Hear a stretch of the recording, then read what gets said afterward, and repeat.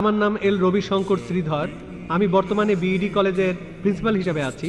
আমি অন্য ধর্মগ্রন্থগুলো পড়েছি, যেমন বাইবেল, কোরআন, হাদিস ইত্যাদি। এছাড়াও আমি মুসলমানদের নামাজ পড়ার নিয়মও শিখেছি।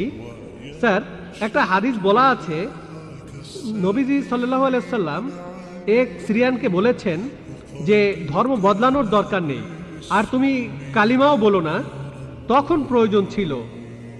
তবে এখন দেখি যে পৃথিবী অনেক বদলে গেছে, আমাদের সামাজিক অবস্থান বদলেছে, এছাড়া আমাদের সমাজও বদলেছে। আর একটা ব্যাপার জানতে চাচ্ছি, এমন কি কোনো রকম ছাড় দেয়া আছে যদি কেউ ইসলাম পালন করতে চায়? আমরা জানি ইসলাম ধর্মের কিছু ব্যাপার ফিজিক্সের মাধ্যমে প্রমাণ করেছেন বিজ্ঞানী ক্যাপরা আর স্টিফেন হকিং, যেমন সময় আর বিশ্বজগৎ কিভাবে সৃষ্টি হলো। এখন আনাল হক, আমি খোদা, এই টাইপের ধারণার কোনো স্থান আছে? 5 ওয়াক্ত নামাজ পড়লাম, ধর্ম মানলাম, এরপর আমরা অন্য সময় কি বলতে পারি যে আনাল হক? এটা কি মানতে পারি?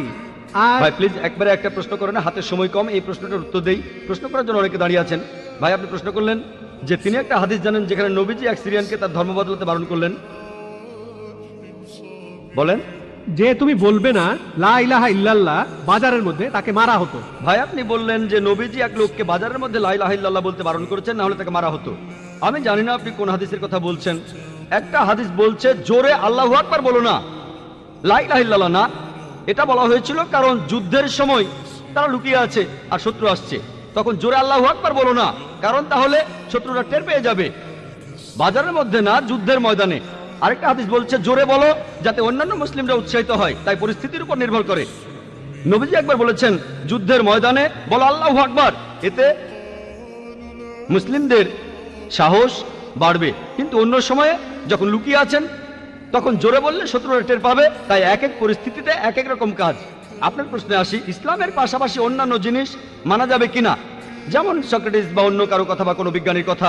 এছাড়াও আনাল হক, ইসলামের পাশাপাশি অন্য বিষয়ের ব্যাপারে বলি, যদি সেগুলো কোরআন আর হাদিসের বিরুদ্ধে না যায় কোনো সমস্যা নেই। যদি সেটা কোরআন আর হাদিসের সাথে মিলে যায় সেটা আমাদের মানতে হবে। সেটা হতে পারে যে কোনো বিষয়, হোক বিজ্ঞান, ভূগোল বা ইতিহাস, হোক হিন্দু, ইসলাম, খ্রিস্টান ধর্ম, ইহুদি ধর্ম। যদি সেটা পবিত্র কোরআনে উল্লেখ করা থাকে তাহলে সেটা আমাদের মানা ফরজ।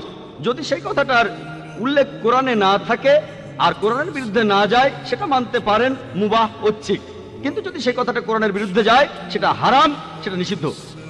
এই তিনটা হতে পারে, তিনটা ফলাফল পাবেন। আপনি বললেন যে ইসলাম তাওহীদে বিশ্বাস করে, 5 ওয়াক্ত নামাজ। ইসলাম আনাল হকে বিশ্বাস করে কিনা? আনাল হক নিজেকে আল্লাহ দাবি করা, এটা শিরক, এটা তাওহীদের বিরুদ্ধে যায়। এটা বলতে পারেন না যে আপনি তাওহীদও মানেন আবার একাধিক ঈশ্বরে বিশ্বাস করেন। আপনি তাওহীদ মানেন আবার বলছেন আমি আল্লাহ।